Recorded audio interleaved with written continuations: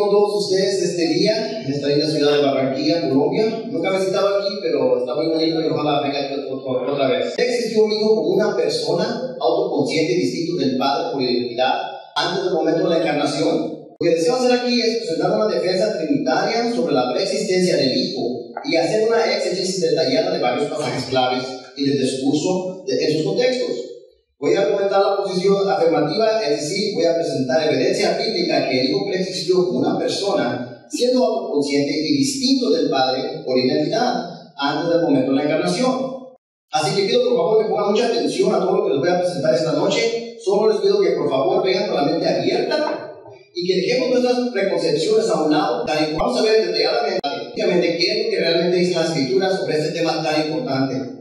Hay muchísimas cosas y muchos textos que se pudieran mencionar en un debate como este, pero mi objetivo y mi propósito específico no es de hablar un montón de textos a la misma vez, no es un estilo, sino más bien mi propósito es utilizar un enfoque concreto y específico y tratar detalladamente con la exégesis de griego de algunos pocos textos y secciones del texto también, que tratan con el tema específico de este debate. Yo voy a demostrar con las Escrituras que la respuesta claramente es sí.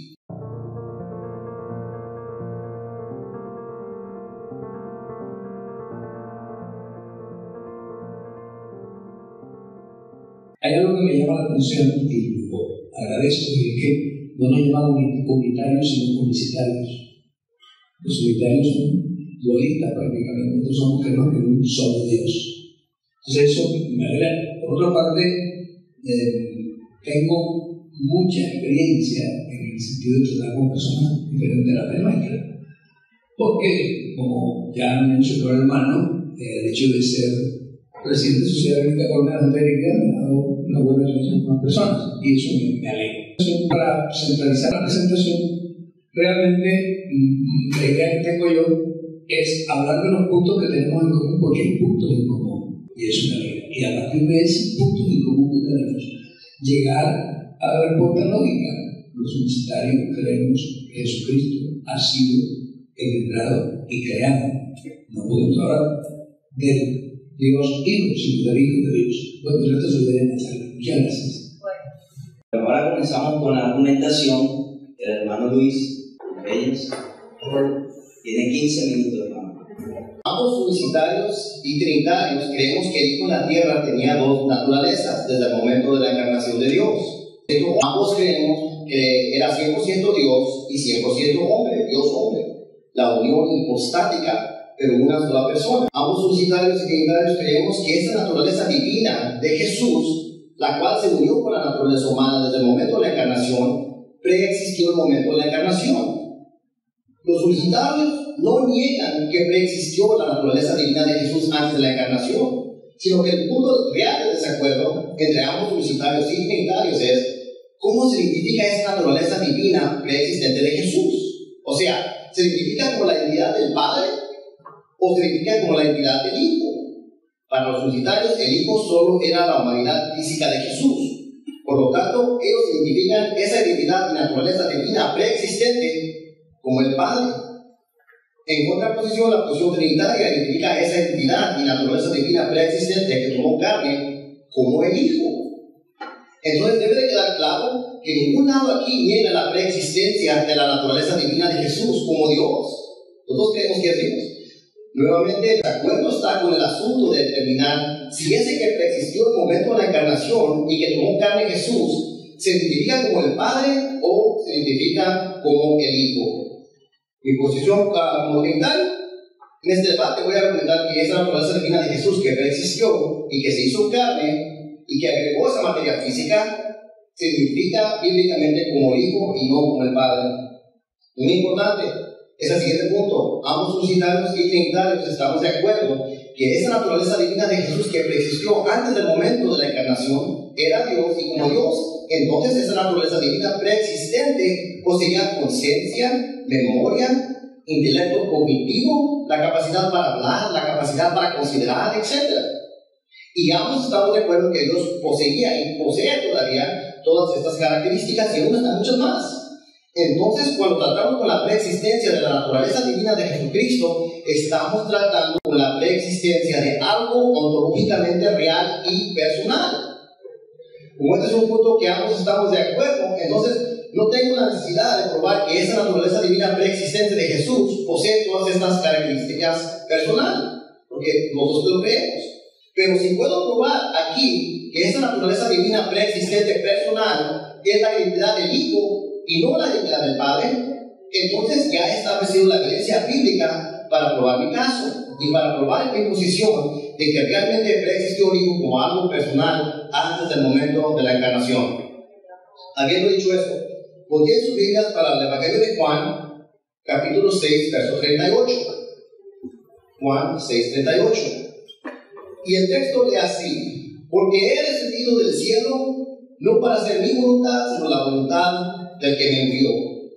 Quiero que observe que aquí hay tres cláusulas. La cláusula A es porque he descendido del cielo, la cláusula B, no para hacer mi voluntad, y la cláusula C, sino la voluntad del que me envió. ¿Pueden ver eso? Se ven tres cláusulas. Bueno, voy a hablar de la estructura del discurso. En estudios lingüísticos, especialmente en el área del estudio del análisis del discurso, a menudo observamos secciones del texto estrechamente ligadas con otras secciones del texto. Y a menudo es el caso que vemos un patrón donde las cláusulas dependientes se entretejen en su discurso a fluir a partir de una oración, frase o cláusula independiente previa. Este es el caso aquí en Juan 6:38. Observen que aquí hay tres proposiciones, A, B y C. Y ustedes la pueden ver si ven ese texto. Observen que la oración A, donde dice porque he descendido del cielo, comunica una idea completa y por lo tanto es una oración independiente. Puede ser considerada como una oración completa. También note que las oraciones B y C, no para hacer mi voluntad, sino la voluntad del que me envió, esas son oraciones independientes, esas dependen de la previa. Las oraciones B y C son oraciones incompletas y fragmentadas, porque cada una por sí mismo produce solo un pensamiento incompleto. Es decir, la B y la C no pueden sostenerse por sí mismos, sino que deben seguir a partir de la oración independiente de A, porque he descendido del cielo. Y más adelante les voy a hablar un poquito de los verbos de esas tres cláusulas. Bueno, ¿qué significa esto? Esto significa que esta sección de discurso se teje delicadamente como una unidad cohesiva pequeña, indicando que el discurso continúa y que el orador que habla sigue la comunicación desde A hasta la C. En pocas palabras, tenemos aquí al mismo orador que dijo, he descendido del cielo en A, también continuando su pensamiento y comunicación en B y C, cuando dice, no para hacer mi voluntad, sino la voluntad del que me envió. Ahora tenemos esas preguntas aquí.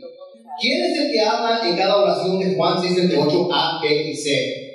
La segunda pregunta, ¿quién es el que actualmente descendió del cielo en Juan 6:38a? ¿Habla el Padre? Vamos a ver unas posibilidades. Uno, ¿habla el Padre?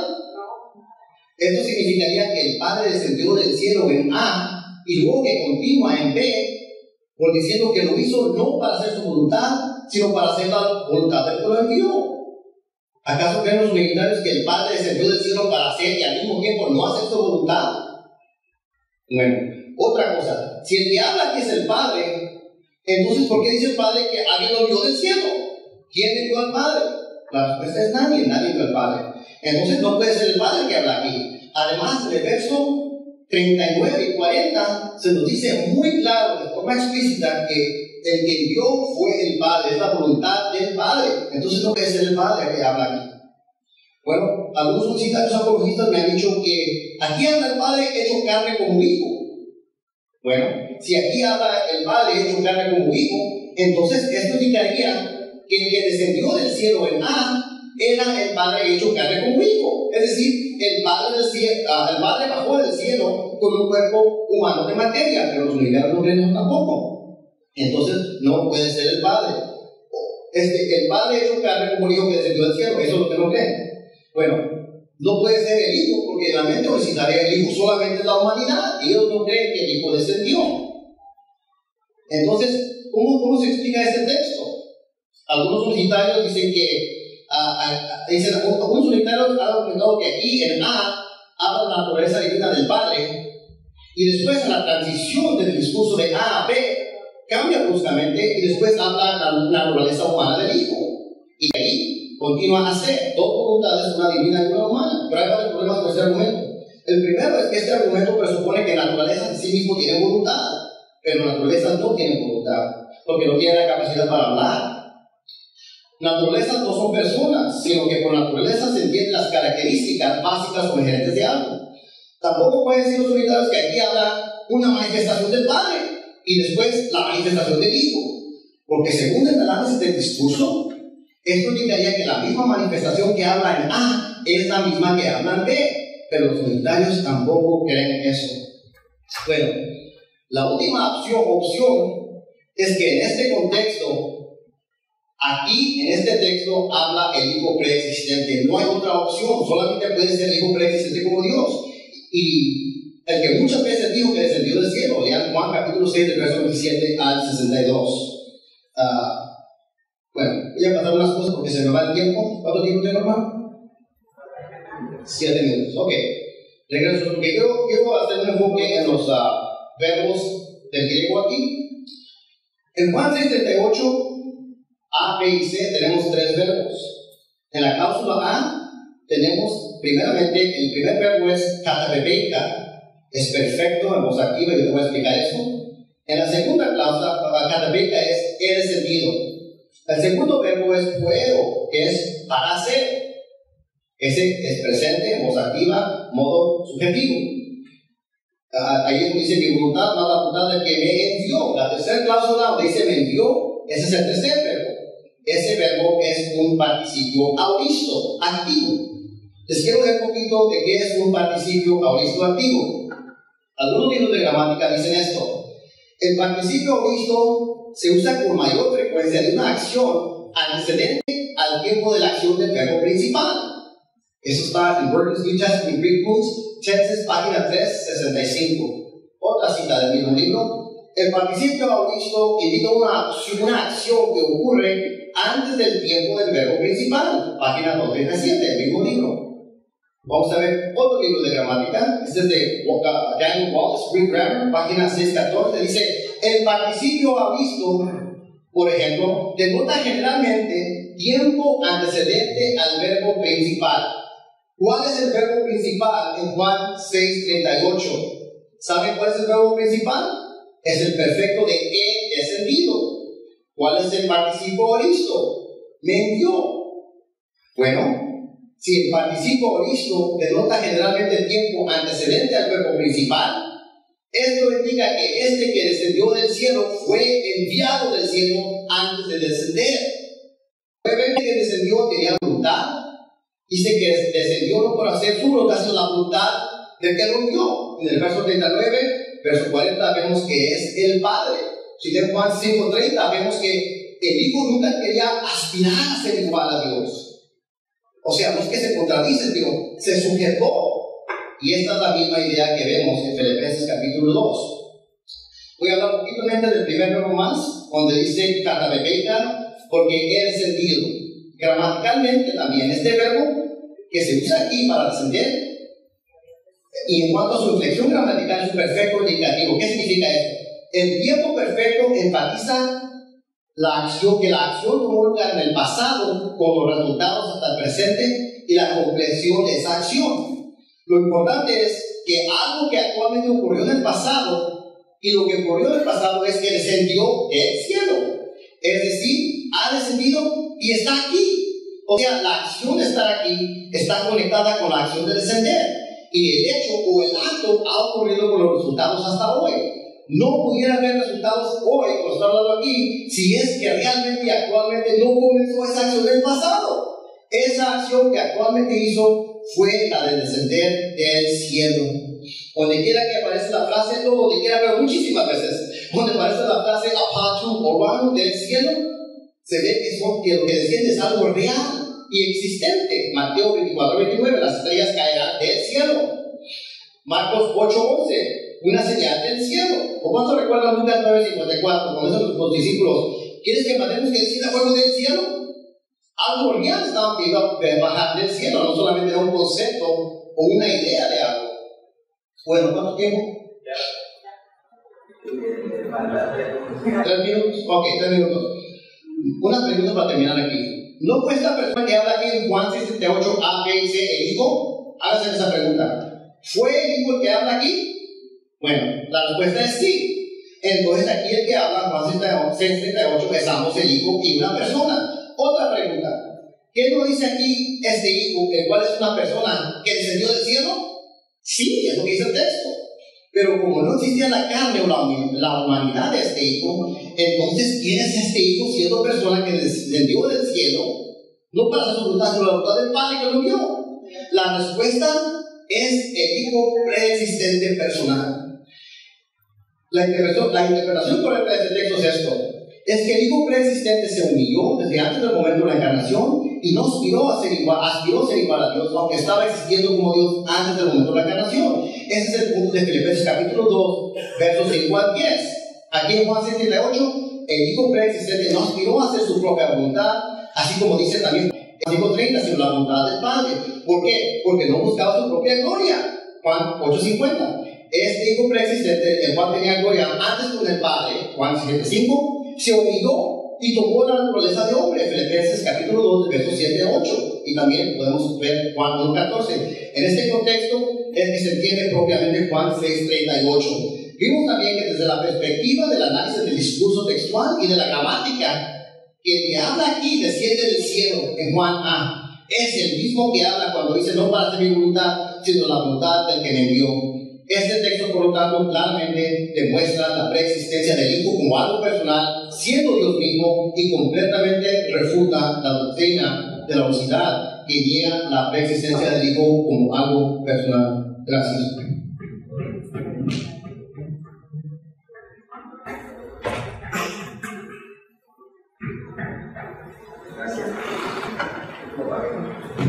Gracias, don Luis.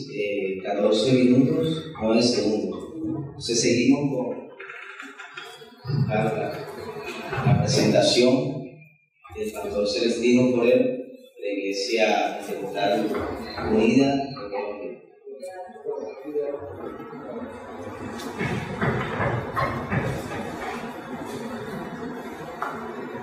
Tienen 15 minutos.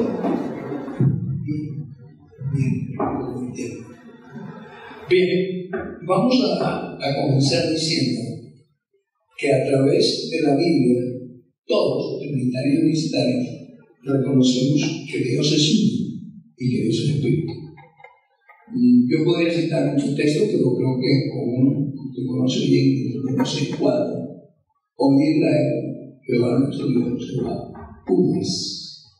Y más bien, podría decirse único. Muchos profetas expresaron que Dios es uno. Isaías 45, 21 al 22, Isaías 43, eso lo vamos a leer para que lo vamos más bien. Hablan: yo soy el Dios único, no hay otro Dios fuera de mí, etcétera, etcétera. Y cuando vamos adelante en las epístolas, hay dos textos que me gustan mucho, y es el de Romanos capítulo 9, versículo 5, el cual es Dios sobre todas las cosas. Y también me gusta mucho Filipenses capítulo 2, tomando la nueva versión internacional, que dice: haya pues de sentir buen Cristo Jesús, quien por naturaleza es Dios, así dice la NBI. La Reina Valera dice: siendo el forma de Dios. Entonces, creo que ahí podemos citar a Pablo en Timoteo: hay un solo Dios y un solo mediador entre los hombres, Jesucristo hombre. Entonces, cuando uno ve eso, llega ahora a otro punto, y es que Dios es espíritu. Dios es espíritu. Jesucristo lo dijo: Dios es espíritu, el creador y el espíritu en verdad es necesario que adore. Juan 4:24. Y uno se da cuenta entonces que Dios es uno y es espíritu. Es una cosa que creo que todos estamos de acuerdo. No creo que hay mucha diversidad en eso. Lo segundo, que estamos de acuerdo todos, es que Jesucristo es Dios, dijo nuestro hermano, y estamos de acuerdo, Jesucristo es Dios. En el capítulo 8, versículo 58 de Juan, 8:58 de Juan, ustedes encuentran que de cierto digo, antes que Abraham fuese, yo soy.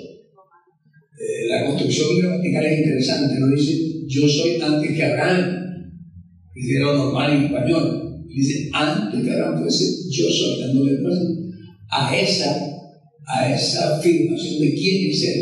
Sabe que el gran yo soy es Dios. Y además de eso, hay una conversación en la Biblia muy interesante, el capítulo 14 de Juan, versículos 8 al 10, cuando Felipe le dice al Señor, muéstranos al Padre y nos basta. ¿Usted le contesta? El Señor contesta, perdón, tanto tiempo hace que estoy con vosotros, Felipe, y no me has conocido. El que me ha visto a mí, ha visto al Padre. Esa declaración de Jesús tiene que movernos a pensar quién es Jesucristo. Y creo que ahí entonces cuando vienen las diferencias, en la interpretación bíblica de quién es Jesucristo. Como no hay punto de respetar todavía, no voy a tomar ninguna lo que dijo nuestro hermano, pero permítame decir que la Biblia en ninguna parte habla de Dios Hijo, siempre se habla del Hijo de Dios. En ninguna expresión se importa Dios Hijo. Por eso nosotros creemos que Dios es uno. Ahora, ¿cómo preexistió? La pregunta es, ¿preexistió el Hijo como una persona autoconsciente y distinta del Padre? Juan capítulo 1, versículo 1. Juan capítulo 1, versículo 1. Dice muy claramente, en el principio era el Verbo, y el Verbo era con Dios, y el Verbo era Dios. Es decir, la expresión, la palabra, esa frase era Dios, nos está indicando que sí, efectivamente, el Hijo en ese sentido existía, pero no podemos afirmar que existía como una persona autoconsciente y distinta del Padre por identidad, sino que el Verbo era Dios. Y si usted va un poco más adelante, usted se da cuenta, voy a adelantar un poquito, que el versículo 14 dice, y aquel Verbo fue hecho carne y habitó entre nosotros y vimos su gloria como de unigénito del Padre. Es decir, que el Verbo se hizo carne de alguna manera. ¿Cómo se hizo carne? ¿Cómo vino a este mundo? Hay dos pasajes de la Biblia que me gustaría leer porque creo que nos aclara. En el capítulo, Mateo capítulo 1, versículo 20.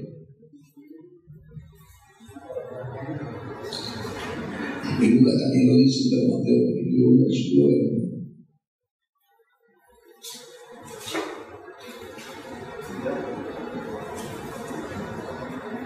Dice, y pensando en esto, he aquí un ángel del Señor que le apareció en sueños, y lo dijo José, hijo de David, no temas recibir a María tu mujer, porque lo que ella es engendrado del Espíritu Santo. Esa palabra engendrado implica que el Espíritu Santo engendró en María un ser, Cristo. Ella lo concibió. Y Gálatas 4, capítulo 4, Gálatas 4, capítulo 4, nos dice, pero cuando vino el cumplimiento del tiempo, hay que aceptar, creo que también todos lo aceptamos, que había un plan redentor del Señor, ¿no? Cuando vino el cumplimiento del tiempo, Dios envió a su Hijo. No podemos decir envió a su Hijo en el sentido de que lo mandó allá, aquí no. Fue engendrado en ese sentido, porque las palabras a veces quedan cortas en lo que uno quiere expresar. Dios envió a su Hijo nacido de mujer y nacido bajo la ley. Entonces usted se da cuenta que, uniendo los versículos, el Espíritu Santo hace sombra en el vientre de María, engendra al Hijo, allí está concebido por él, y venido el tiempo, inclusive todos conocemos la historia, que los meses fue el niño y todo, y nació en su momento. Entonces fue un nacimiento como hombre. Entonces él fue engendrado en ese sentido, porque fue que él vino a este mundo. Ahora bien, cuando uno mira a Jesús, Cuando uno mira a Jesús, y lo dijo el hermano también, estamos de acuerdo, él mira a un ser que tiene dos naturalezas.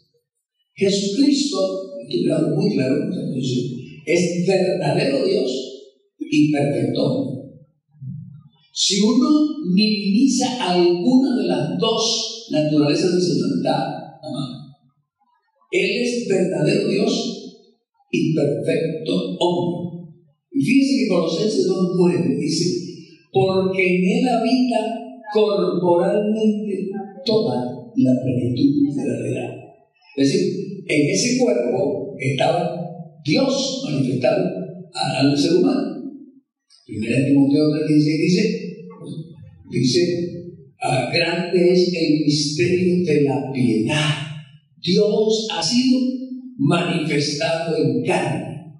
De manera que cuando nosotros hablamos de Jesús, y esto es bien importante, yo miro a Dios completico, miro a Jesús y es un hombre perfecto. No hay lugar a división. La clave para entender muchos textos en la Biblia, muchos textos, es que Jesús a veces habla como hombre y a veces habla como Dios. Él actúa como hombre y actúa como Dios. Usted no cree que Jesucristo se cansó, pero como hombre. Entonces, las dos naturalezas de él actúan indistintamente en un momento determinado. Eso es bien importante, porque él, dice Colosenses 1:15, es la imagen del Dios invisible. Dios es espíritu, pero Dios se manifestó en carne. Hebreos 1:1 y 2 nos dice claramente: Dios, habiendo hablado de muchas maneras en otro tiempo a los padres por los profetas, ahora nos ha hablado por el Hijo. Y también lo vemos, pero con los hermanos trinitarios no hay ningún problema. Y es que Jesucristo es la palabra de Dios encarnada. Es la palabra de Dios a nosotros en el tiempo. Y usted puede leer todo el capítulo 1 de Hebreos, le da una serie de características de quién es el Hijo de Dios. Ahí le claramente, no voy a hablar de eso porque no es su intención. Pero ahí está bien demostrado quién es el Hijo de Dios. Entonces, para ir concluyendo la tesis que estoy tratando de mostrar, el Hijo de Dios es una manifestación de Dios y cumple una función específica. Fue engendrado y vino a buscar y a salvar lo que se perdió. Es el más grande acto de amor de Dios. Se manifestó, vino de tal manera amó Dios al mundo, que ha dado a su Hijo unigénito, para que todo aquel que en él cree no se pierda, mas tenga vida eterna. Pero sabe una cosa, Romanos 8, 33 y 34 dicen algo que voy a dar con ustedes en detalle. Romanos 8, 33 y 34 nos dice: ¿quién acusará a los escogidos de Dios? Dios es el que justifica. ¿Quién es el que condenará? Cristo es el que murió, más tarde que también resucitó, el que además está a la diestra de Dios, el que también intercede por nosotros. Su función de Hijo no ha terminado todavía está presentándose por nosotros, pero hay algo más. Esa función que nuestro Hijo terminará. En 1 Corintios capítulo 15, versículos 27 y 28 nos dice claramente, 1 Corintios 15, 27 y 28,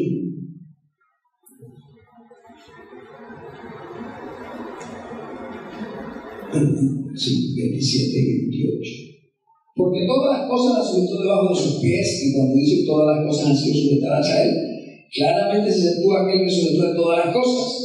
Pero luego que todas las cosas estén sujetas, entonces también el Hijo mismo se sujetará al que le sujetó a él todas las cosas, para que Dios sea todo en todo. Al final, es el Rey de Reyes y Señor de Señor.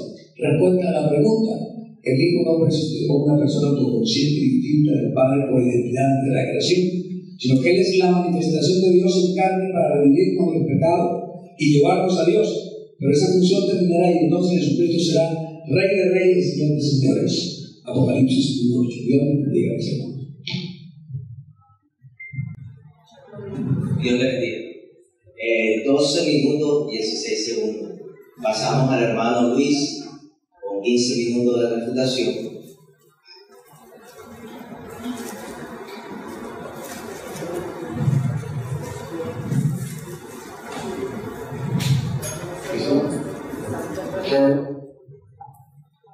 Dios les bendiga. ¿Les está gustando este debate? Amén, amén. Primeramente dejamos algunos versos que mencionó. No puedo tratar todo porque estaba escribiendo muy rápido, no los puedo escribir todos, pero a los que pueda los voy a tratar. Y si no puedo tratar todos aquí, en el futuro ojalá un video, quizás que sigan mis videos y puedo tratarlos en más detalle. Pero en cuanto a los versos que mencionó, hay varios donde estoy de acuerdo en lo que dice. Y por ejemplo, Deuteronomio 6:4, estoy de acuerdo, solamente hay un Dios. Romanos 9:5, estoy de acuerdo. Juan 8:58, antes de que Abraham era, yo soy, de acuerdo. Juan 14 del verso 8 al 10, ahí es donde no estoy de acuerdo. En ese texto es donde se menciona cuando me has visto a mí, has visto al Padre. La palabra que se usa ahí para ver es la misma palabra que se usa en varios lugares para donde no indica la misma cosa. Pero para no serme tan técnico, lo voy a hacer muy simple. Háganse esta pregunta. ¿Qué es lo que estaban mirando? ¿Estaban mirando el espíritu o estaban mirando la materia física? Entonces está diciendo que la materia física es el Padre. ¿Murió el Padre cuando murió en la cruz? No puede ser. Entonces, ese sentido de ver no puede ser un sentido de ver en un sentido literal, donde se dice que lo que están mirando al Padre, porque lo que estaban mirando un ser humano. ¿Entienden lo que estoy diciendo? En inglés tenemos un dicho donde dice, I know what you mean. En español, ahora veo lo que me estás diciendo. Ese veo que se usa ahí es un veo de entender. Es un veo de entender. Y en este sentido es el que está hablando aquí. No es que estaban mirando al Padre encarnado, es porque es admirado algo de ver. Esto lo puede ver en el léxico de Steyer, y él tiene ejemplos de eso. Por ejemplo, por ejemplo, en Romanos 15:21 dice, sino como está escrito, a los que no fue anunciado de él verán, y los que no oirán entenderán. Eso de ver no se trata de ver con los ojos, se trata de entender. Otro ejemplo se ve en Hechos capítulo 8, verso 23. Porque en el día de la amargura y en visión de maldad veo que estás, es decir, percibo, conozco, entiendo. Ver con la misma palabra de ver no tiene que ver que estaban mirando literalmente. Entonces ese texto no apoya lo que dice la doctrina universitaria. En cuanto a Juan 1:1, el verbo era Dios. Muchos universitarios han dicho que el verbo era el concepto de Dios, o era el plan de Dios para con el hombre, o era la idea de Dios, o la palabra en el sentido de algo abstracto e inanimado. Entonces, si el oponente dice que el verbo era Dios, y Dios es personal, entonces es una pregunta que le voy a hacer, si el verbo para él es algo personal. ¿Por qué? Porque eso es importante. Porque en la segunda cláusula de Juan 1:1, en proston y el verbo estaba con Dios, esa preposición que se usa ahí, pros, se usa con el artículo definido proston theon, con Dios también, y se usa en el caso acusativo. Según mis investigaciones, cada vez que aparece esa frase, siempre, no hay excepciones, siempre hay una distinción de identidad con eso que se dice estar con Dios. Escuchen muy bien lo que estoy diciendo. Cada vez que se usa la frase proston theon, con el Dios, eso que se dice estar con el Dios siempre es distinto por identidad, no hay excepciones. En el debate que tuve con el señor Clavijo, tengo todo esto documentado. Bueno, si siempre es el caso que hay distinción de identidad, ¿ok? Y si Dios es personal, yo creo que es personal, no sé si un frente lo creo o no, pero después lo va a clarificar. En el principio era el verbo, y el verbo estaba con Dios. Dios es personal, y era distinto de ese Dios que menciona ahí. Pero no son dos dioses, ¿por qué? Porque el verbo era Dios.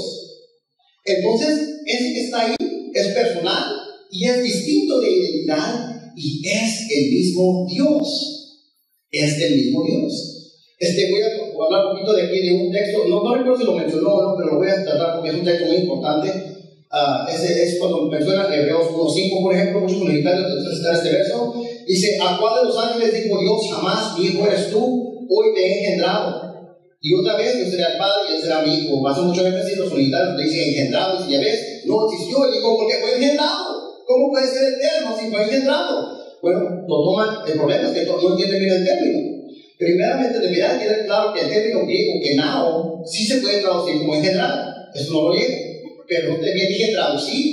Pero solo porque se traduce de esta manera, eso no indica que siempre fue la intención del autor comunicar en un sentido literal. Les doy varios ejemplos. 1 Corintios capítulo 4, verso 15. 1 Corintios capítulo 4, verso 15. Dice así el texto: porque aunque tienes 10,000 años en Cristo, no tendréis muchos padres en Cristo Jesús. Yo os engendré en Genesa, de Genao, del Evangelio. ¿Significa eso que comenzaron a existir ahí? ¿Significa eso que no preexistían antes de que Pablo los engendró? No. Al contrario, se puede hacer un contraargumento. Si estos que fueron engendrados existían antes de ser engendrados, entonces ¿por qué el hijo tampoco no puede existir antes de ser engendrado? De hecho, Colosenses capítulo 1, verso 17 nos dice que Él existía antes de todas las cosas. ¿Cómo sabemos que el hijo preexistía antes de todas las cosas? Él existía antes de todas las cosas. No tenemos por qué leerle más a lo que está dicho allí, porque en realidad no se necesita. Hermano, ¿cuánto tiempo tenemos? 6 minutos más, amén.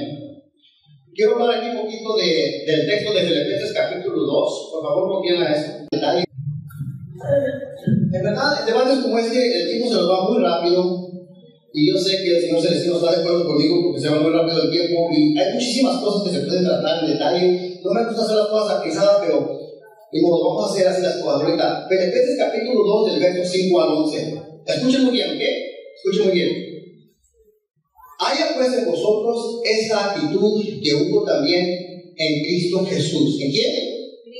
Cristo Jesús. El cual, hablando de Cristo Jesús, aunque existía en la forma de Dios, en morfeo no consideró ser igual a Dios como algo a que aferrarse, sino que se despojó a sí mismo. ¿Qué hizo? Tomando la forma de siervo, morfeo. Y observen que es la misma palabra que se ve donde dice morfe, a forma de siervo y forma de Dios, es un contraste. Haciéndose semejante a los hombres y hallándose en forma de hombre, se humilló a sí mismo, haciéndose obediente y muerte a la cruz. Y continúa el texto. El punto que la razón por esto que es importante es porque este es un texto que habla del momento de antes de la encarnación. Habla del momento de antes de la encarnación. Muchos unitarios están de acuerdo conmigo, pero hay algunos que no, y el Señor Celestino a veces lo puede clarificar con nosotros. Algunos creen que aquí se habla de Jesucristo antes de que se humillara y tomó forma de hombre, cuando se humilló, en el momento de la encarnación. Eso es lo que yo creo, y vamos a ver si el Señor Celestino cree eso. Bueno, esa es la pregunta que les quiero hacer a ustedes. ¿De quién está hablando aquí? De Cristo Jesús, ¿verdad que sí? Bueno, Cristo Jesús. Cristo Jesús. Quiero que sepan que esta frase, Cristo Jesús, en esta orden de palabras, no está hablando de Jesucristo, pero Cristo Jesús, siempre que aparece en la Biblia, que son 94 veces, y estamos usando el texto del Mesoamérica del griego, 94 veces dice Cristo Jesús, siempre es el caso que Cristo Jesús es el Hijo, y el Hijo siendo persona. Una regla para los universitarios es: ¿me pueden demostrar algún texto donde Cristo Jesús no sea Hijo siendo persona? ¿Hay algún texto donde aparezca la frase Cristo Jesús y donde se vea que ese Cristo Jesús no sea Hijo y que no sea persona? ¿Está claro lo que estoy diciendo? Ok, vamos a decir que aquí dice Cristo Jesús es el Hijo y es persona. Vamos a leer el texto nuevamente, ya que tenemos esa información. ¿Listos? Ok. Haya pues en vosotros esta actitud que hubo también en Cristo Jesús. ¿Quién es Cristo Jesús? El Hijo siendo persona, el cual existía en la forma de Dios, en la naturaleza. El morfesteido, huparco, es un participio presente, indicado en una acción eterna. ¿Querían ver al Hijo eterno? Ahí está. Huparco es un participio que denota la acción que continúa desde el pasado. Y estamos hablando de un momento de antes del momento que tomó carne.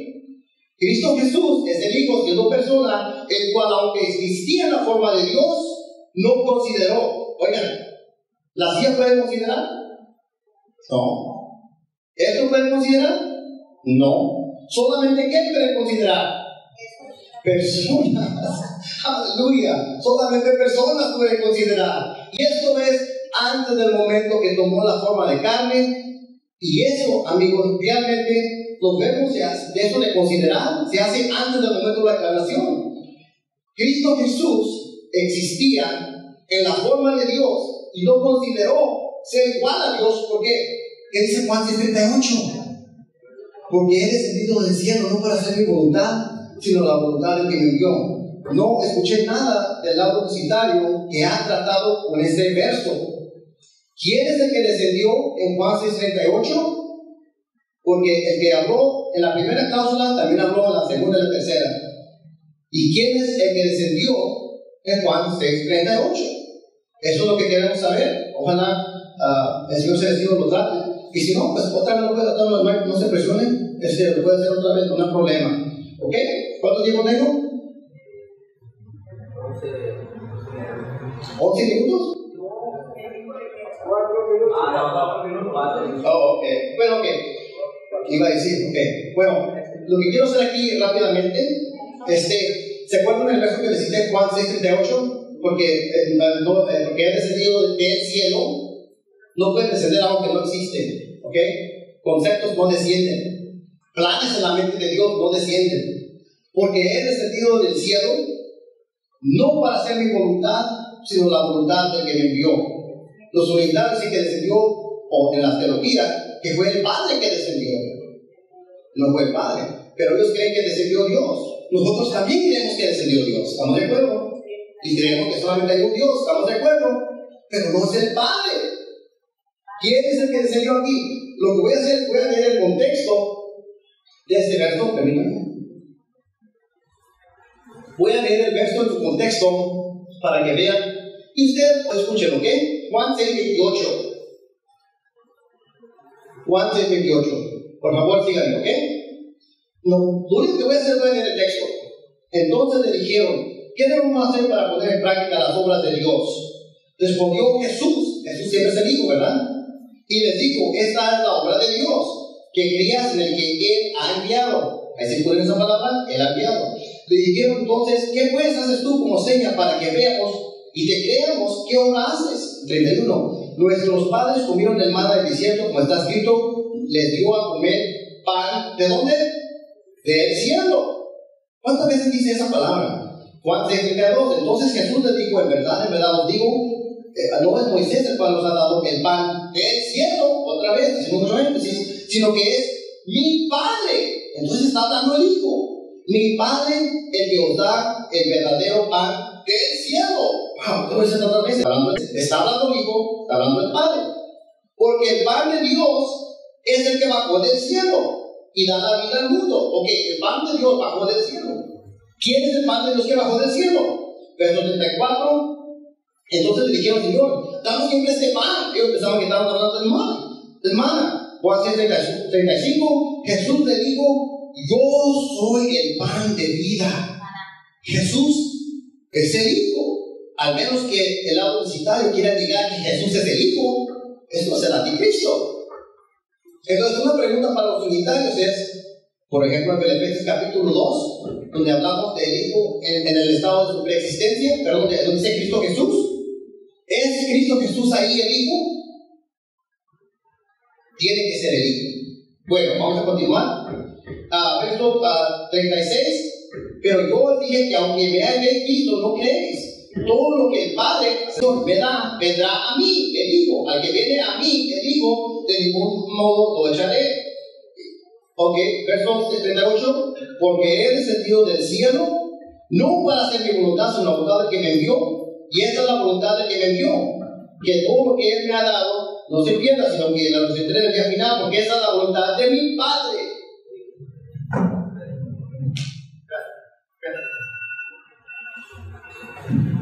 Gracias, Luis. 14 minutos 56 segundos. Para todos, 3 segundos. 4 segundos.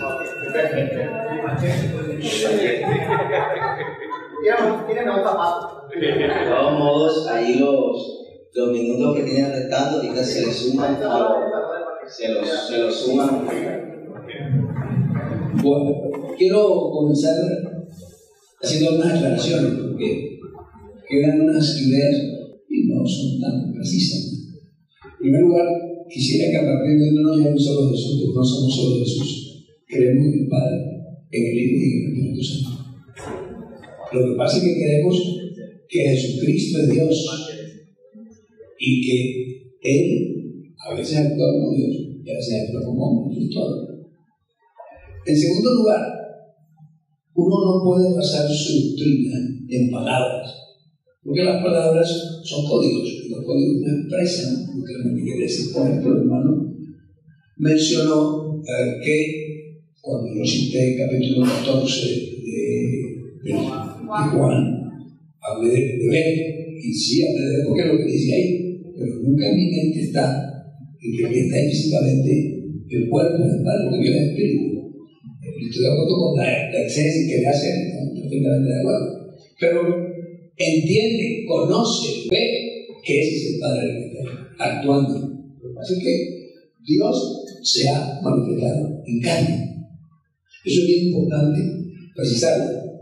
Otra cuestión que me gustaría hacer es que nunca un universitario va a decir que Jesucristo es solo hombre. Nunca. Nunca lo va a decir. Él es verdadero Dios y perfecto hombre. Cuando uno entiende eso claramente, uno no tiene ningún problema en mirar cualquier función de Jesús orando, clamando en la cruz: Dios mío de mí, ¿por qué me has abandonado? No tiene ningún problema en esas frases, porque todas ellas es simplemente si él actúa como Dios o actúa como hombre, habla como Dios o habla como hombre.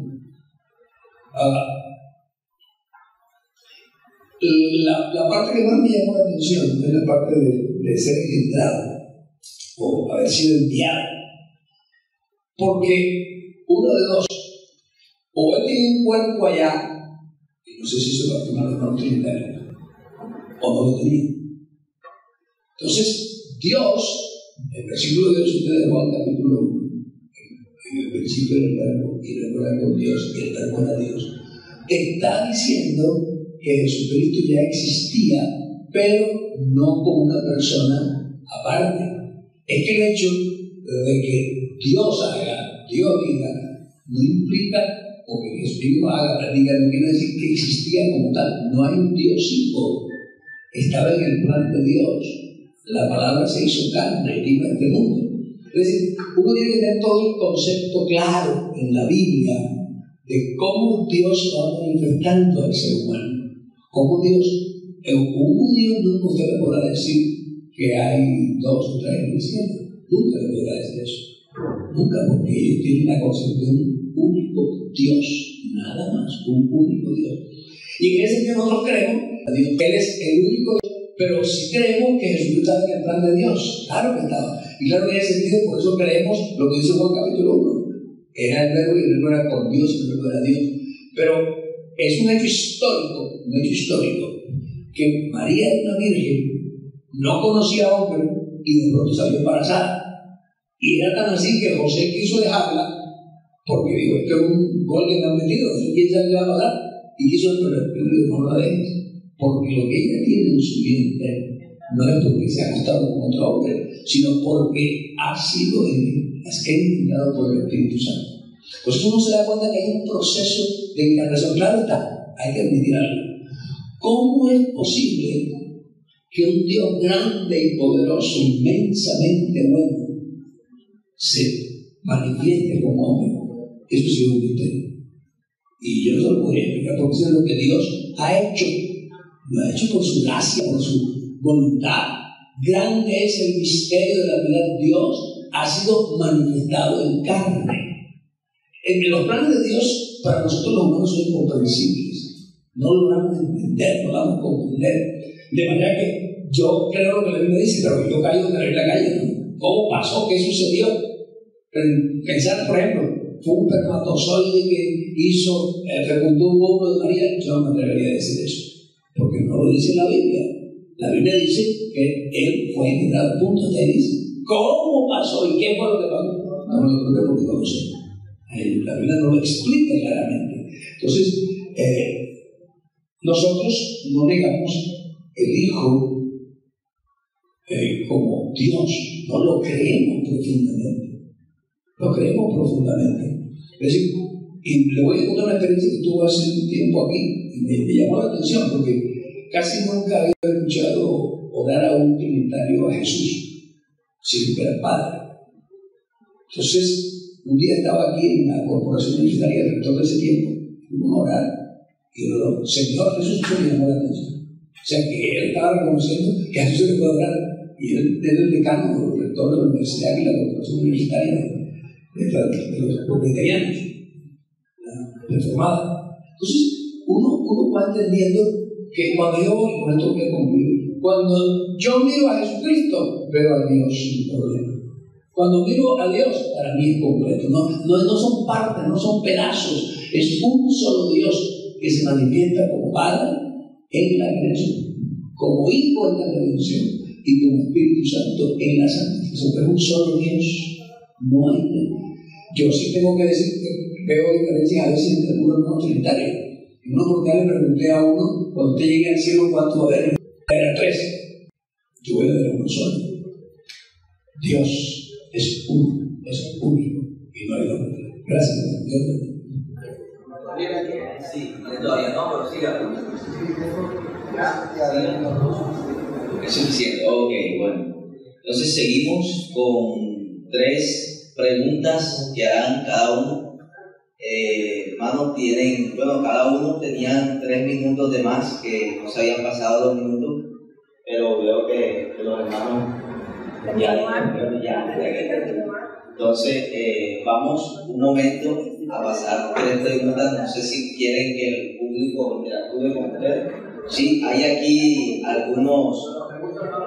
No, ustedes dos. Primero, ustedes dos. Sí, las que van ustedes a hacer. Ok. El hermano Luis, te invito. 3 preguntas. Sí, ok, o sea, le van a hacer la pregunta. Voy a hacer una pregunta y luego quiero su micrófono o se lo tengo. Pues al público. Y luego él me va a hacer a mí 3 preguntas. Ok, vale. Ok. La primera pregunta que tengo es: ¿quién descendió del cielo en Juan 6:38? Vuelvo a mí más. La palabra descender no implica que un cuerpo bajó, sino el concepto del Hijo. Él vino en el mundo y por eso, ¿cómo pasó? El Espíritu Santo hizo sombra en el vientre de María para entrar el cuerpo. Él está hablando como hombre en ese deseo. Ok, ¿esta es su respuesta? Sí. Y no puedo hacer 3 preguntas, ¿verdad? Entonces, no puedo preguntar nada más. Ok, voy a usar otra pregunta. No contesté mi pregunta. Yo quiero saber quién descendió del cielo. Pero el concepto, por favor, hermano, claro que es el Hijo, pero no en la manera en que usted lo presenta, sino que el concepto de la palabra, el verbo se hizo carne. Esa es la respuesta. El verbo se hizo carne. Y en ese sentido sería porque no puedo presentar una doctrina con base en palabras. No es lógico eso. Yo entiendo, está muy difícil por solamente 3 preguntas, sí entiendo. Pero si entiendo su respuesta, usted dijo que el que descendió era el Hijo, pero en algún sentido. Sí, ok. Mi última pregunta, porque es y le mando, ya hicimos preguntas. Por eso digo que está difícil de una discusión así, pero está bien. La tercera pregunta es esta. En Filipenses capítulo 2, donde leí el texto que dice que aún estaba diciendo la forma de Dios, no quería ser igual a Dios, sino que se despojó. Ese Cristo Jesús que está ahí, es ese Cristo Jesús, el Hijo siendo persona. Vamos a leer el texto para que, porque uno a veces cuando toma el texto así, no lo. Filipenses 2:6. 2:6.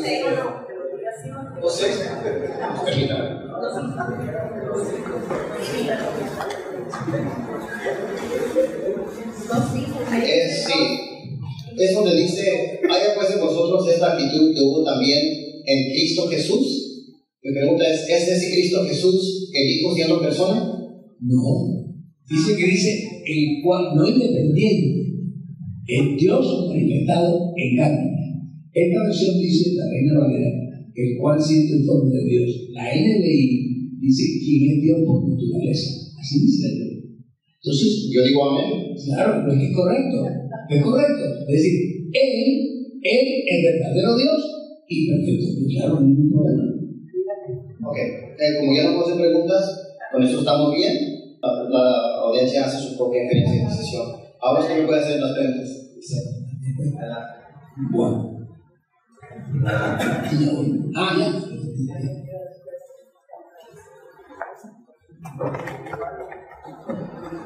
Para clarificar, hermano Reyes, ¿no? Luis Carlos Reyes. ¿Creen ustedes que los universitarios negamos la divinidad de Jesucristo? Absolutamente sí. ¿Creen que la negamos? Déjenme les explico por qué. Okay. Porque tenemos que tener al Jesucristo de la Biblia. Si un mormón me hace la misma pregunta y dice, yo creo en Jesucristo, y me dice la misma pregunta, tengo que contestar igual. Porque Juan 14:6 dice que solamente que Jesús es el modo, la vida y el camino, que nadie viene al Padre si no es por Él. Eso quiere decir que solamente hay un puente. No hay muchos puentes para llegar a Dios. Solamente hay un Jesús. Y sabemos que Satanás se viste como ángel de luz. Entonces tenemos que tener al Jesús bíblico, al Jesús de la Biblia, que sea nuestro mediador. Solamente porque se usa el título Jesús, eso no quiere decir que estamos hablando de Jesús de la Biblia. Entonces, esa es mi respuesta. O sea, ¿usted cree que nosotros negamos la divinidad de Jesucristo? Que si yo creo que usted niega la deidad de Jesucristo, tengo que saber qué defina deidad. Defina divinidad. ¿Qué es Dios? ¿Qué significa con eso? ¿Qué es Dios? ¿Por qué es Dios? Yo no creo que ustedes creen que es el Dios bíblico. Entonces la segunda pregunta sería, ¿cuál es el Dios bíblico? El Dios bíblico es el que se revela en la Biblia, que donde al Hijo se le llama Dios, al Padre se le llama Dios y al Espíritu Santo se le llama Dios. El único Dios verdadero es el Dios bíblico, y quiero clarificar, yo estoy 100% de acuerdo que solamente hay un Dios, no hay dos dioses. Casi estamos cerca. Y yo oro por los universitarios, yo los amo con todo mi corazón. En realidad, no hubiera viajado hasta acá si a mí no me contaran los universitarios o los testigos de Jehová o con aquellas personas que estamos hablando ayer que adoran a la Virgen María. Yo no hubiera venido hasta aquí si a mí en realidad no me importan los universitarios. Yo a usted lo amo con el amor de Cristo. Yo lo amo. ¿Y sabe qué? Nos vamos en el Señor. Sí, yo lo amo a usted, y queremos que ya con la Satanás que causa la confusión. No puedo negar, ¿no? ¿Por qué en la Biblia, en el Antiguo Testamento, no se habla de Dios y Hijo? Muy buena pregunta. Por la misma razón que en la Biblia del Antiguo Testamento no se habla del bautismo en el nombre de Jesús. ¿Por qué? Porque los unitarios ven eso como una doctrina que fue revelada progresivamente. También la doctrina de la Trinidad fue revelada progresivamente. Entonces no solamente fue un progreso. Hizo un comentario donde dijo que no existe la frase Dios Hijo. Eso no quiere decir nada, porque no existe la frase el Padre omnisciente o el Padre omnipresente. Hay muchas frases que usamos que en verdad, como usted dijo, son puras palabras ahí, pero tenemos que verlo en el contexto de toda la vida. Ojalá que les conteste esta pregunta. Si no les contesté bien, ustedes me pueden enviar un correo electrónico y después o pueden ver mis videos. Mi correo electrónico es luisrreyes440hp@yahoo.com yahoo.com. Dios les bendiga. Amén.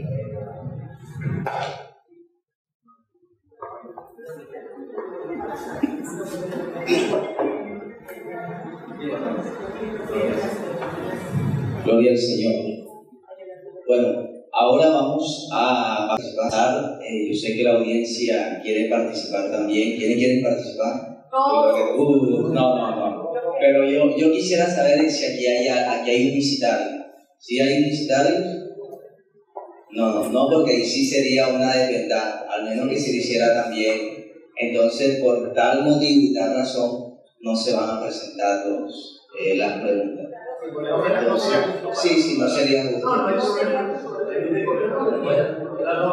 pero si él quiere, ¿por qué no? Vamos a hacer dos preguntas. De todos modos, también vamos a ser equitativos, hermano. Usted puede lanzarle dos preguntas Ok, hermano, ¿cómo se llama usted? Pompeyo.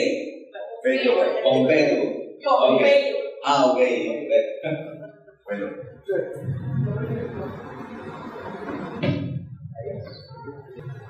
Bueno. Estaba dirigida al pastor Celestino. Me generó un problema de concepto, de conceptualización, cuando expresó: no se puede basar la doctrina en palabras. Me gustaría que me explicara más a fondo eso. Sí, es lo mismo que decía el hermano. Yo leí toda la Biblia. Yo no puedo poner versículos aislados y porque dice descender, ver, mirar, vas a ver una teología. Es un concepto que está en toda la Biblia. Pero cuando uno mira todo el contexto bíblico, puede entender bien lo que es una doctrina. Sí, se refiere entonces a términos claros. Sí, exactamente, eso es lo que yo. Pero el caso es que los términos fueron tomados del original, del griego. Son traducciones. Son tomados del griego. Pero son traducciones. Y esas traducciones por eruditos. Ahí sí. Entonces, ahí tenemos un problema. O sea, todo el elemento de conceptualización está basado en palabras. La articulación, la sintaxis, es la razón de palabras para emitir un concepto, necesariamente. Entonces, si no son palabras, entonces, ¿cómo es que se va a hacer doctrina? El concepto bíblico, voy a dar un ejemplo. El capítulo 10, versículo 13 de Corintios, en una traducción se habla de prueba y en otra de tentación. Son dos palabras. Yo no puedo entonces basar mi doctrina en que tentación es prueba. Y usted está dando un término que por alguna razón, porque no se lo conozco, ¿no? Los traductores, todo traductor reconoce que una traducción es una interpretación. Hablo con cualquier traductor, hablo con muchos. ¿Por qué? Porque el traductor tiene una carga teológica y es muy difícil desprenderse de ella. Trata de hacer lo posible, por eso hoy en día las traducciones son hechas por comités, no por una sola persona. La Reina Valera tiene esa desventaja, que fue hecha por una persona.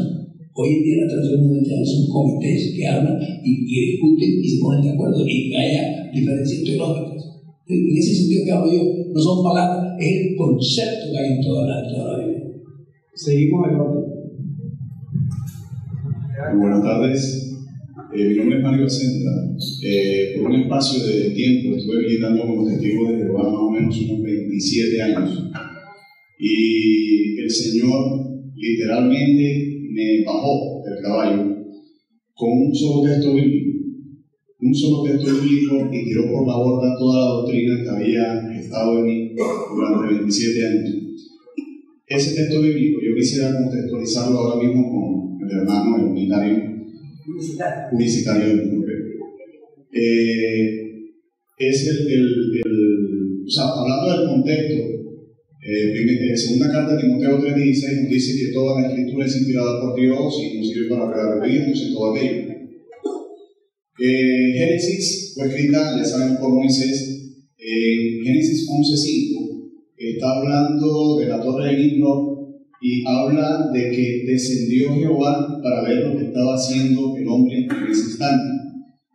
Tenemos un concepto, yo tenía el concepto de que el Espíritu Santo era una fuerza activa por la cual Jehová se manifestaba a toda la tierra y era su manera de hacer la omnipresencia. Más adelante, en el versículo 7, me gustaría que ubicara el texto bíblico, Génesis 11:5. El narrador está hablando de que descendió Jehová. No está hablando del mismo Dios, sino que está hablando el narrador de que Jehová descendió para ver lo que estaba haciendo el hombre. Ahora, mi pregunta en el versículo 7, ¿quién es el que está hablando en ese instante? ¿Por el plural, dice usted? Sí, señor. En el versículo 7 dice, ahora pues descendamos y confundamos allí su lengua. ¿Quién era el que ese instante tenía la potestad para hablar y a quién se estaba dirigiendo? Porque se estaba dirigiendo a una tercera persona. Luego entonces existe la fragmentación de la deidad de Dios en esas tres personas, en ese texto. Porque dice, descendamos pues y confundamos, teniendo como base que el verso 5 nos está diciendo que Jehová estaba en la tierra.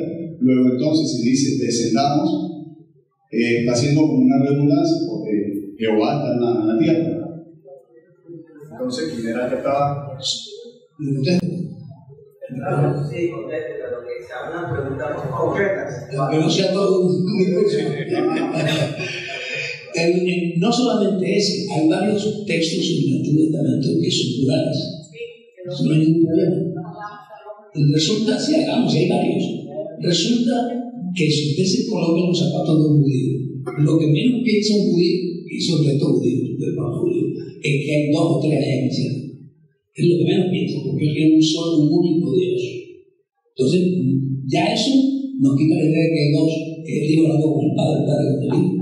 Segundo, es verdad que uno puede pensar diferentes opciones, él con su voluntad, él con la corte celestial, él con los ángeles. No me atrevo a decir con quién exactamente. Pero por ejemplo, pongo este ejemplo. Si una madre está haciendo galletas en una cocina y están los niños y dicen, vamos a hacer galletas, quien hace las galletas es la madre, los niños no van a hacer nada. Entonces, podría ser la corte que no manda, pero lo que menos puede ser trabajo, lo que menos es una segunda persona, porque el judío no piensa en segunda persona. Aquí más que todo una pregunta es una aclaración. Quiero que me aclaren los dos. ¿Qué quiere decir el texto aquí cuando dice, yo soy el pan vivo que descendió del cielo? Alguno comiere de este pan vivirá para siempre, y el pan que yo daré es mi carne, la cual yo daré la vida del mundo. Juan 6:51. Sí, porque es una aclaración que quiere, no una pregunta.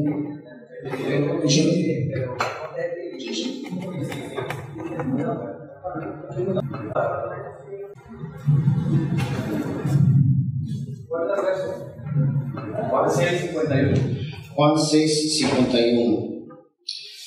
La pregunta es, ¿quién es el pan, verdad? ¿Verdad que sí?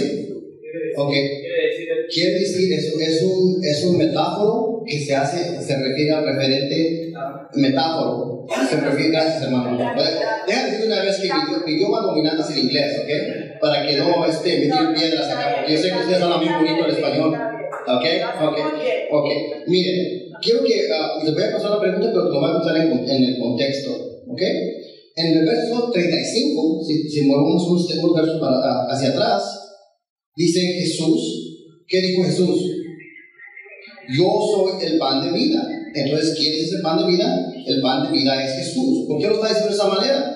Porque lo que está enseñando Jesús es que así como en el desierto dependieron de Dios para vivir, para existir, de la misma manera, lo que está diciendo Jesús es que ahora tenemos que depender de Él para existir. Eso es lo que está diciendo. Y está haciendo una comparación de ese maná que descendió. ¿Descendió solamente un concepto? No, descendió algo real. Entonces, eso se localiza en el verso 41 también. Por eso los judíos procuraban de él, porque había dicho, yo soy el pan que descendió del cielo. También se ve en el verso 48, yo soy el pan de la vida. Verso 50, este es el pan que descendió del cielo. Verso 51, yo soy el pan vivo que descendió del cielo. Entonces, para mí, eso es lo que significa y se refiere a Jesús, porque el verso 29 de Juan 6 dice que está hablando de Jesús.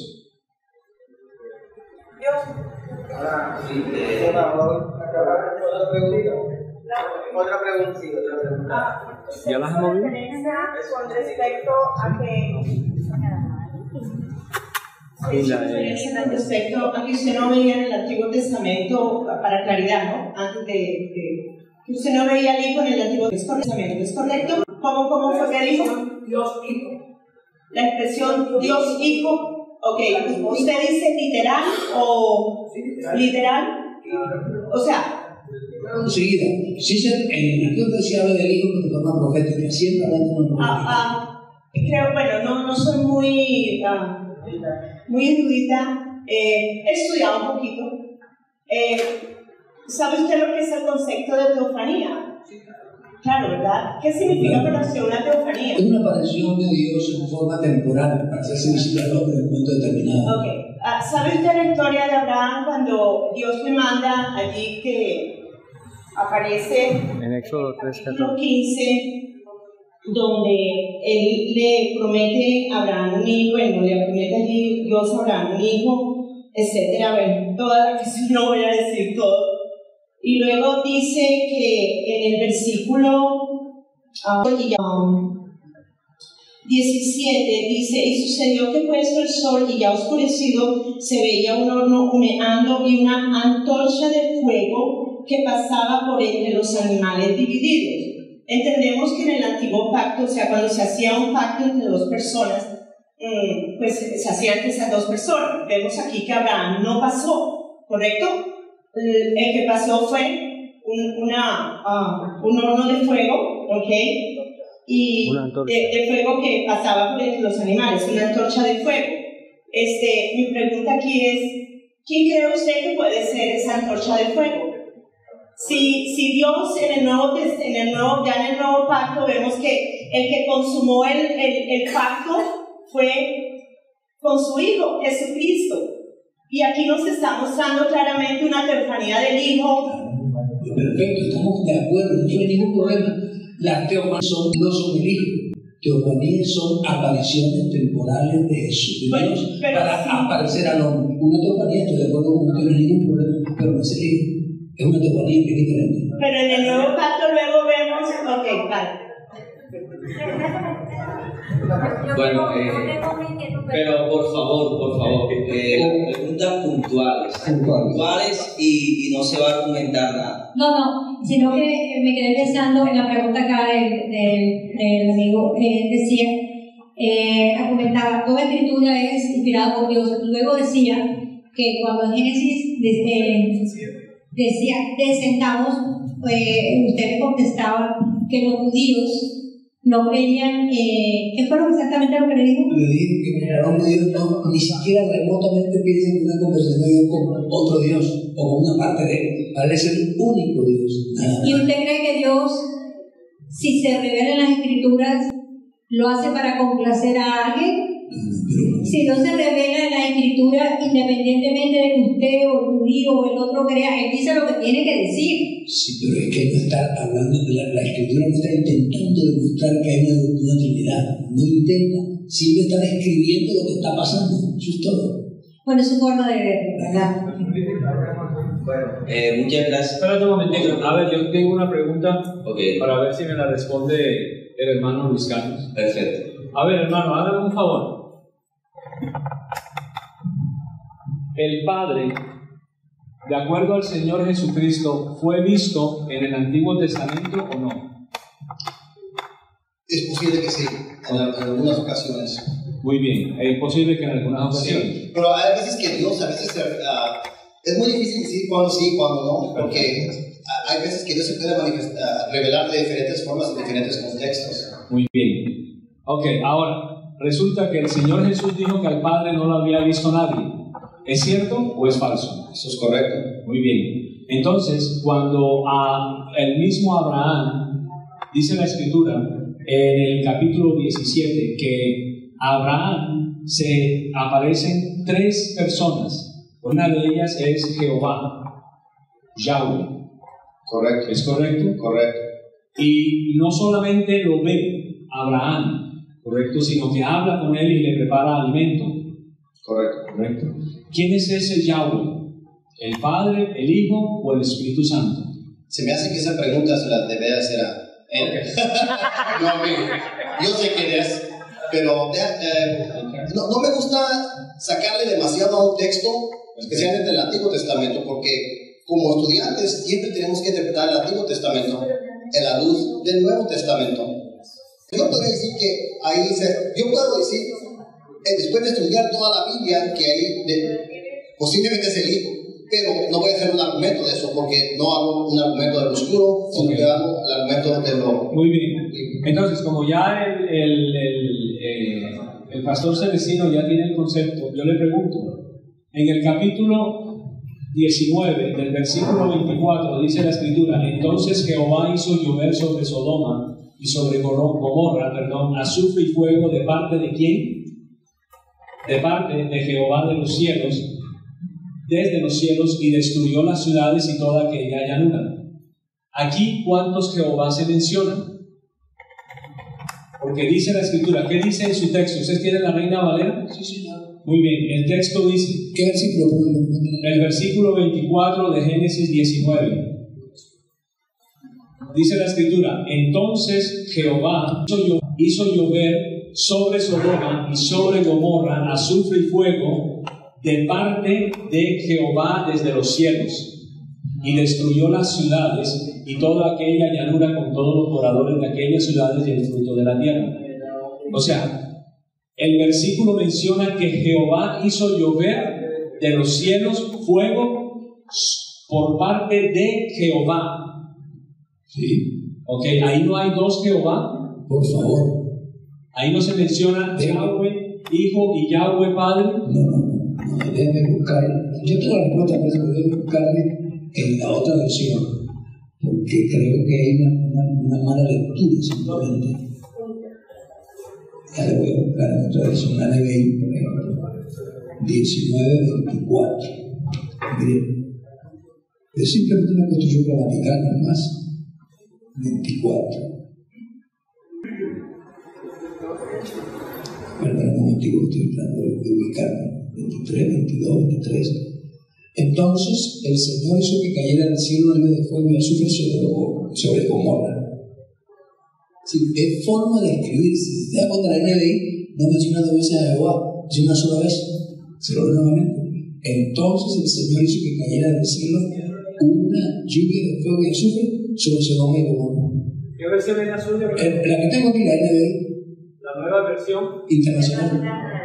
La nueva versión internacional ha sido bastante criticada por unos y alabada por otros. Exacto, pero ha sido bastante criticada. Entonces, obviamente, nosotros yo como cristiano trinitario, obviamente que tengo que buscar diferentes versiones antes de sentar una posición sobre algún versículo. De hecho, en la Escritura no solamente se menciona ese pasaje, se mencionan otros pasajes. Yo leo en otra versión. Se mencionan Yahweh y Yahweh. La nueva traducción. Pero mi pregunta es, Yahweh no es el Padre, Yahweh no es el Hijo y Yahweh no es el Espíritu Santo. No. La nueva traducción 20 dice: enseguida el Señor hizo llover del cielo fuego y azufre ardiente sobre Sodoma y Gomorra. Y no puede decirse que quienes tradujeron esto son trinitarios. Todos son trinitarios, todos. ¿Usted también es trinitario? No, los que tradujeron esto. No, yo soy trinitario. Digo los que tradujeron esto. Los traductores, conozco a muchos de ellos. Los conozco y sé lo que piensan y lo que creen. Son trinitarios. De la NBI conozco a varios que tradujeron. Entonces hay una diferencia. Gracias. Bueno, ya hermanos, disculpen, yo sé que todos tenemos preguntas, pero bueno, si los panelistas permiten, pero hermanos, por favor, dirijan también sus preguntas. Selectivo. Es selectivo de acuerdo al auditorio que quiere hacer la pregunta, a quién se la quiere dirigir. Eso es voluntario de la persona. No lo podemos introducir a que tiene que ser a este o a este, sino para que la persona piense y crea necesario para crear las situaciones. Y yo creo que el tiempo es de Dios, no es de nosotros. Tranquilo, que si nos toca aquí irnos al parqueadero a seguir. Tranquilo, hermano, siga, no hay problema. Bueno, gracias, ¿verdad? Que quisiera que me explicara una paradoja que hay aquí en Éxodo 33, 11 y el versículo 20. ¿Qué me busco entonces? Éxodo 33, 11.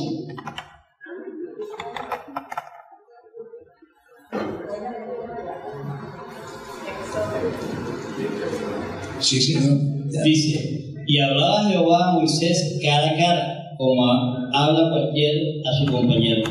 El 20 dice, digo, mas no podrás ver mi rostro porque no me verá hombre y vivirá. No, simplemente lo que estoy poniendo, esta es una forma de hablar de cara a cara y lo vio. Es la forma en que se habla francamente, directamente. Es lo que dice. Y el otro, es decir, no se contradice. No lo vio, pero hablaba muy francamente con él. O sea, es una intimidad.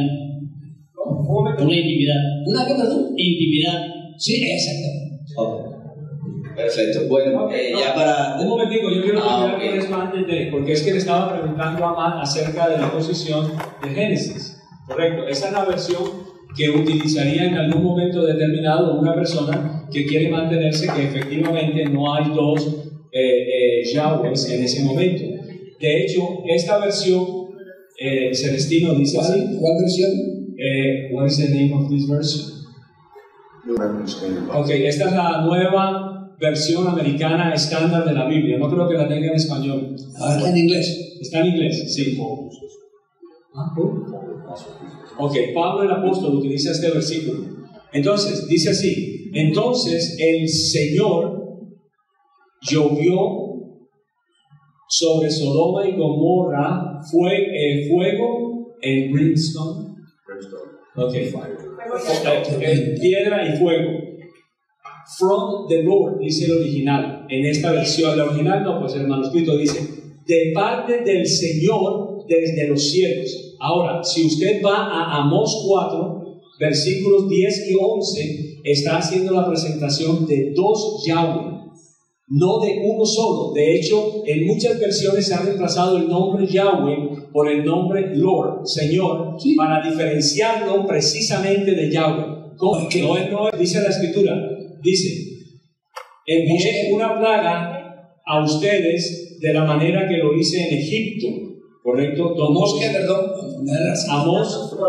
capítulo 4, versículos 10 y 11.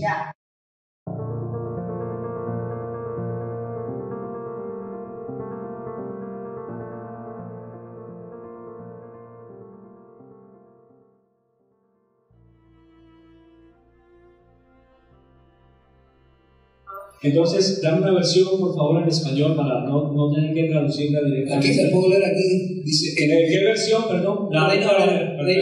Ok. Versículo 10. Envié contra vosotros mortandad tal como en Egipto.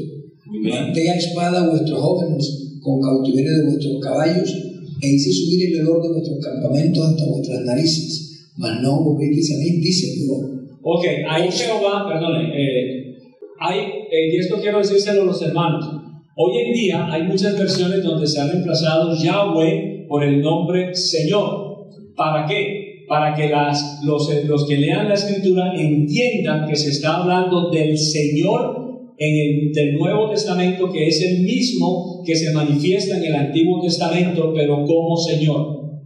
Siga, léalo por favor el versículo 11. Os trastorné como cuando Dios trastornó a Sodoma y a Gomorra. Muy bien, noten lo siguiente. Ahí, en ese versículo dice Yahweh en la versión Reina Valera. En otras versiones habla de Señor, porque Señor, al único que se le da el título Señor es a nuestro Señor Jesús. Pero el versículo 11 habla es de Dios como tal. Continúe por favor leyéndome el versículo en español. Os trastorné como cuando Dios trastornó a Sodoma y a Gomorra y fuisteis como tizón escapado del fuego, mas no os movisteis a mí, dice Jehová. Dice Jehová. Muy bien, noten entonces, ¿qué vemos ahí nosotros? El nombre Yahweh, que se ha utilizado y reemplazado en forma correcta, así usted diga, por los trinitarios, pero no para acomodar una doctrina de pretender decir que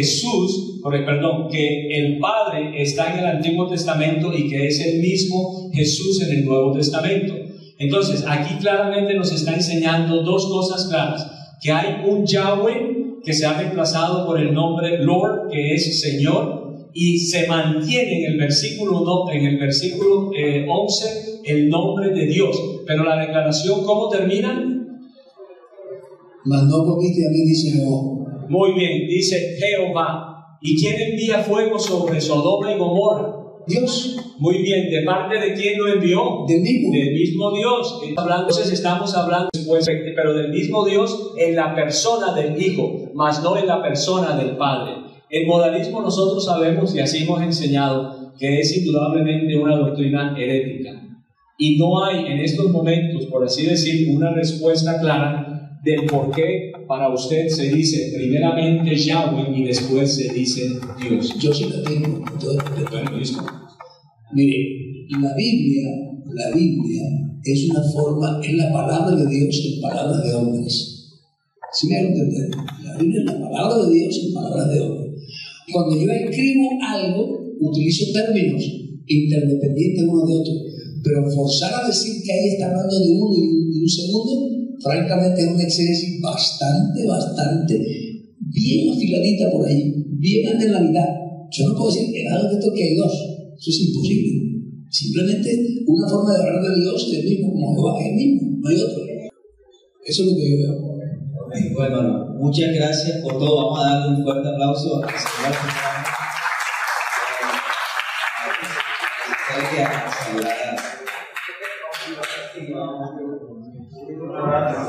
Muchas gracias a todos por venir. Muchas gracias al señor Celestino. Le doy muchas gracias y mucho respeto a usted.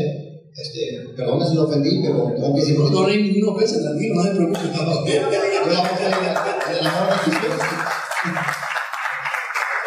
Y esta iglesia vamos a hablar por todos los universitarios, ¿verdad que sí?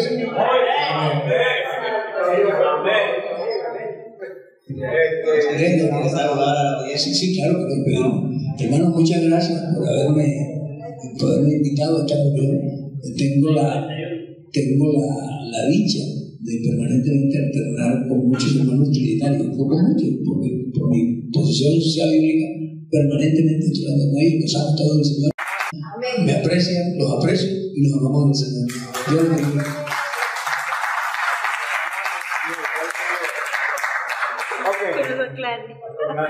De verdad, muy amable por su tiempo, por su colaboración. Así es. Como hermanos. ¿Cómo qué? Como hermanos en la fe. Menos mal que te amo, hermano. Ok, muy bueno. De verdad que el pastor universitario es un hombre, no estuve en todo el debate, pero es un hombre sobrio. Es un hombre valiente, indudablemente. Okay. Espero que hayan podido aprender realmente cómo nosotros debemos tener las herramientas para presentar defensa del Evangelio. Con todo respeto, él no es mi hermano. Él no es mi hermano. Simplemente porque él está negando la doctrina de la Trinidad. Jesús no es el Padre. Jesús no es el Espíritu Santo. Si él no cree en esa doctrina, yo no le puedo llamar hermano, mi primo. Correcto, yo le llamo pastor por el título que él tiene y yo tengo que aprender a respetar. Es como decir que el católico romano es mi hermano querido o es mi primo. O al musulmán, por favor. Nada de eso. Recordar las palabras de Cristo. Amén. Cuando estaba en su escenario compartiendo. Y de pronto lo llamaron y le dijeron, esta es su mamá en la puerta. Y dijo, ¿quién es mi madre? ¿Quiénes son mis hermanos? Mis hermanos son los que hacen la voluntad del Padre. Si hay alguien que está en contra de la voluntad, ¿cómo le podemos llamar, hermano? Ok, muy bueno. ¿Y cómo les pareció? Realmente aprendí que sí hay una diferencia. Pues yo nunca la había visto, se lo digo sinceramente. Yo los había visto a ellos normal, cristianos. Sí, claro. Yo una vez. Sí, ellos hablan, no, y en verdad, las cosas que él nos dijo desde un principio, porque él habló acerca de Jesucristo en su deidad, en su 100%. Bueno, de todas maneras, pues. No que sea diferencia. Por favor. La conclusión es que sí hay diferencia. Por favor. Que yo... Si aquí hubiera un cristiano que no hubiera estado comiendo palabra estos 3 días anteriores, Amén. se hubiera confundido. Amén. Amén. ¿Por qué? Esto es muy fácil. Miren, yo les he enseñado siempre a las personas, o en la congregación nuestra en Bogotá, o en los seminarios, yo les he dicho a ustedes, el hecho de que ellos mencionen a Jesús como divino no significa que ellos sean cristianos, jamás, o que sea el Jesús bíblico. Ni siquiera que digan Dios Padre, Dios Hijo y Dios Espíritu Santo, porque seguro que él lo dijo. Entonces, y ellos no son cristianos.